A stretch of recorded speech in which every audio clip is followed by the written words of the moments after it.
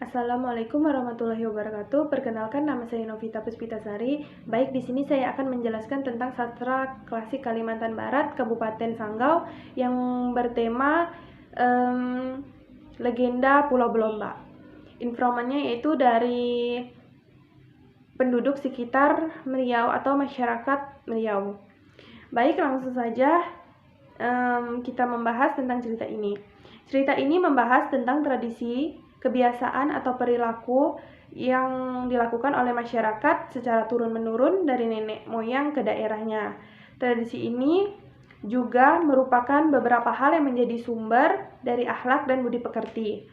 Sedangkan adat istiadat merupakan sebuah wujud dari rasa daya cipta suatu bangsa, begitu juga budaya bangsa yang masih ada. Jadi pulau ini itu mempunyai dua pulau yang bentuknya menyerupai kapal yang sedang berlomba. Oleh karena itu, kedua pulau tersebut diberi nama Pulau Belumbak karena sampai sekarang kedua pulau tersebut masih ada dan dapat kita lihat, yang berlokasi di antara Kota Tayan dan Kota Sanggau, tepatnya di Kecamatan Meliau. Di sana terdapat pepohonan, hutan yang masih tumbuh, dan penghuninya berjenis-jenis kera. Populasinya semakin meningkat karena tidak ada orang yang mengganggu kera-kera tersebut, sebab dianggap sebagai keramat. Kegunaan dari Pulau Belomba ini adalah sebagai tempat wisata ketika air itu surut, karena pada saat tidak surut, pulau ini tidak bisa dikunjungi. Karena pulau ini jauh dari permukiman warga, dan untuk sampai ke sana kita harus menyeberangi Sungai Kapuas terlebih dahulu. Penyebaran sastra ini dapat kita temui dari mulut ke mulut, dari nenek ke ibu dan ibu ke anak-anaknya. Baik, langsung saja kita lanjut ke B, latar objek pembahasan. Waktunya itu pada saat siang hari, tepatnya pukul 1 siang, bertempat di Kecamatan Meliau, Kabupaten Sanggau. Latar suasananya sangat, saat saya mendengar cerita ini dari seseorang informan, adalah sangat senang karena masih ada orang yang mengetahui cerita ini. Baik, langsung ke yang ke C, tujuan pembahasan. Tujuan pembahasan ini yang pertama itu untuk memenuhi tugas mata kuliah sastra klasik Kalimantan Barat. Yang kedua itu mengembangkan dan melestarikan suatu budaya daerah. Yang ketiga itu adalah upaya kita lebih mendalami tentang sastra yang ada di dalam Kabupaten Sanggau. Yang selanjutnya D, analisis sastra. Menelaah struktur pembangunan yang terdapat di dalam cerita sebagai berikut. Yang pertama itu ada unsur estetik di dalam fabel Kalimantan Barat di atas, yang bertema pulau yang menyerupai kapal yang sedang berlomba. Tokohnya di situ ada ayah, janda, kedua anaknya, dan juga ibu.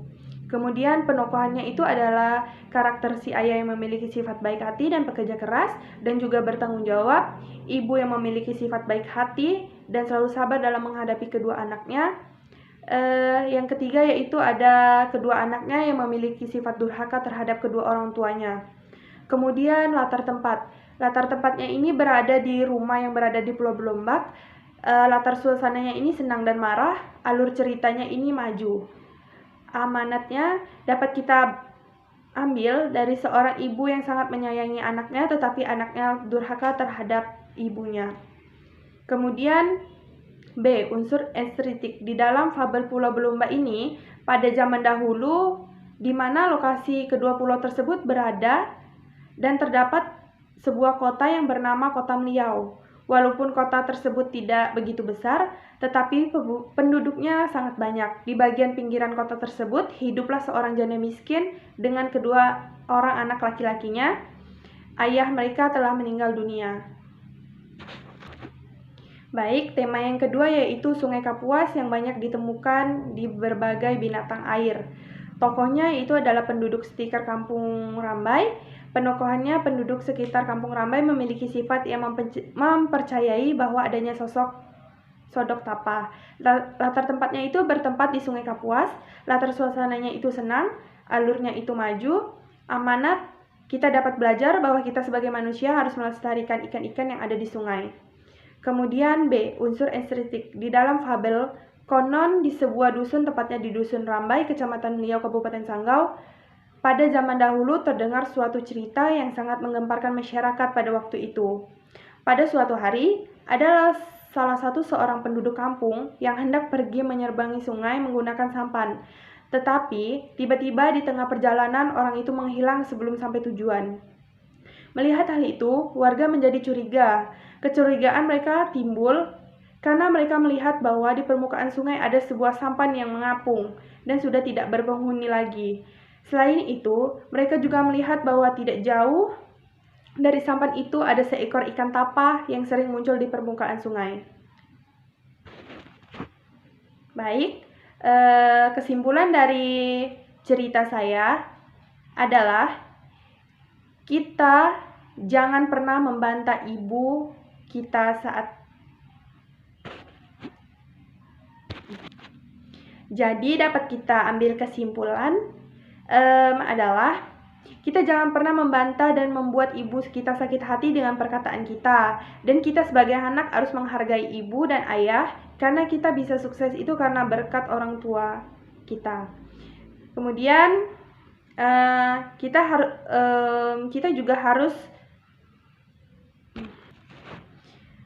Jadi kesimpulan yang kedua yaitu di sini kita harus menjaga kelestarian sungai dan juga harus menjaga sejenis ikan lainnya agar kita tidak merusak ekosistem sungai.